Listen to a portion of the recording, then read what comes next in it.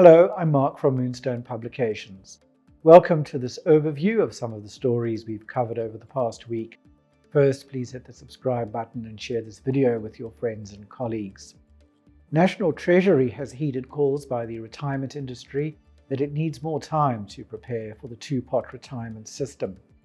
The implementation date will be pushed out, yet again, by a year. Treasury has also proposed to raise the cap on seeding by R5,000. It seems that many of the proposals and requests for clarification by industry stakeholders will also make it into the draft enabling legislation. Santam's Insurance Barometer provides a wealth of information about trends in the industry. This year, for the first time since the report's inception, load shedding and power surge replaced traditional risks such as fire and motor vehicle thefts and accidents as the top concern among businesses. The barometer also reports a big shift in vehicle theft and hijacking claims. The frequency of such claims was in line with historical trends, but the severity of each claim has increased significantly as criminals target expensive double cabs and SUVs. Moonstone Compliance is hosting 2 free employment law webinars in November. The first webinar, on November the 8th, will provide managers and HR staff with practical guidelines on how to investigate workplace misconduct. The second webinar, on the 22nd, will equip line managers to identify and manage poor performance and attendance. 4 periods of elevated geopolitical risk since 1985 provide investors with insights into how the war between Israel and Hamas may impact the global economy, financial markets, and central banks' monetary policies.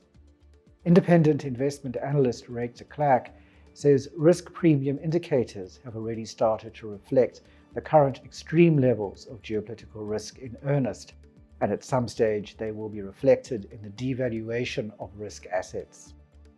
The FSCA will be verifying the information, including criminal records and qualifications, held about the significant owners of certain financial institutions and other designated individuals as part of its efforts to combat financial crime. The individuals affected by the verification process may be participants in the entities that were included in the FSCA's exercise last year to gather information about the ownership of FSPs and collective investment scheme managers. The Ombudsman for Banking Services has clarified the legal position relating to the repossession of financed vehicles following an uptick in complaints. If the debt prescribes, the bank remains the owner of the vehicle and the bank is legally entitled to repossess it.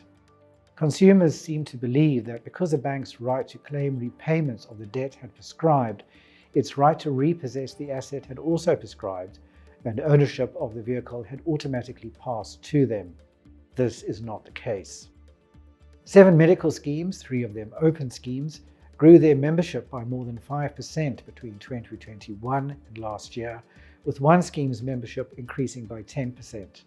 The Council for Medical Schemes has released a brief preliminary report highlighting demographic, benefit, and financial trends in the medical schemes industry. The Office of the Pension Funds Adjudicator is proposing to increase its levy for the coming financial year by 35%. The Minister of Finance will have to submit the proposed increase to Parliament for approval because it is higher than the average consumer price index published in December last year. That's all we have for this week. You can read these stories and many more on our website, moonstone.co.za. Until next time, here's wishing you all the best from the team at Moonstone Information Refinery.